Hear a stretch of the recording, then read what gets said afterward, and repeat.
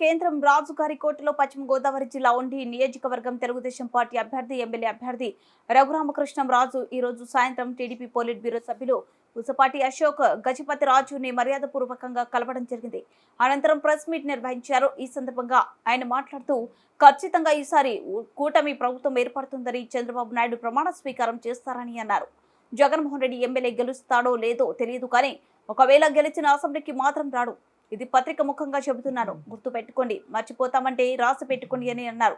ఈ కార్యక్రమంలో Vizianagaram Telugu Desam party MLA అభ్యర్థి పూసపాటి అధిపతి విజయలక్ష్మి, విశాఖ నార్త్ ఎమ్మెల్యే అభ్యర్థి విష్ణుకుమార్ రాజు, జనసేన ఎమ్మెల్యే అభ్యర్థి ధర్మరాజు తదితరులు పాల్గొన్నారు. ఖచ్చితంగా పెద్ద మెజారిటీతో చంద్రబాబు నాయుడు గారు ముఖ్యమంత్రిగా ప్రమాణ స్వీకారం చేస్తారు. 125 స్థానాలకి తగ్గవు కూటమి. ఆ తర్వాత ఆ ఓటింగ్ ట్రెండ్ దాన్ని బట్టి ఎగ్జాక్ట్గా బాక్సుల్లో ఏముందో మనం చెప్పలేం. ఖచ్చితంగా 125కి అయితే తగ్గదు. మరి ఆ పైవాడిదే ప్రతి ఒక్కరు కూడా 120 నుంచి 130 వస్తుందని బహిరంగంగా చెప్తున్నారు. అంటే పార్టీలకు అతీతంగా తటస్థం కూడా అంత వైసీపీ వాళ్ళు కూడా బెట్టింగ్లు వేసుకుంటున్నారు. పరిస్థితి కారణం మొత్తం కూడా జగనే అంటారా? మళ్ళీ సీఎం చంద్రబాబు నాయుడు కావడానికి పూర్తి స్థాయిలో జగనే కారణం అంటారా? భస్మాసురుడు అతను. మంచి అవకాశం ఇచ్చారు, బట్ అతని నెత్తి మీద ఎవడో చేపెట్టలా, అతనే చేపెట్టుకున్నాడు.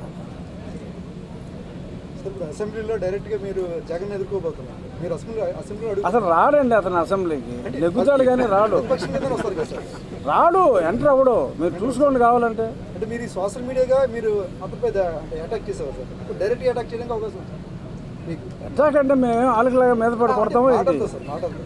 మాటలతో ఉంటుంది డెఫినెట్గా, బట్ అతనిలాగా నీచంగా కొట్టడాలు, కొట్టించడాలు, చంపటాలు ఇలాంటివి ఉండవు. మాటలతో అంటే మాటలతో ప్రశ్న స్పందించడానికి అవకాశం ఉంది సార్. అసలు అతను రాడంటే అసెంబ్లీకి జగన్మోహన్ రెడ్డి గారు రాడు. ఆయన ఎమ్మెల్యేగా నెగ్గుతాడు, కానీ అసెంబ్లీకి ఆయన రాడు. మీరు రాసి పెట్టుకోండి. ఎలా నేను ఇదేదన్నా ఆయన చూస్తే ప్రెస్టేజ్గా పోటీ వస్తాడేమో నాకు తెలియదు.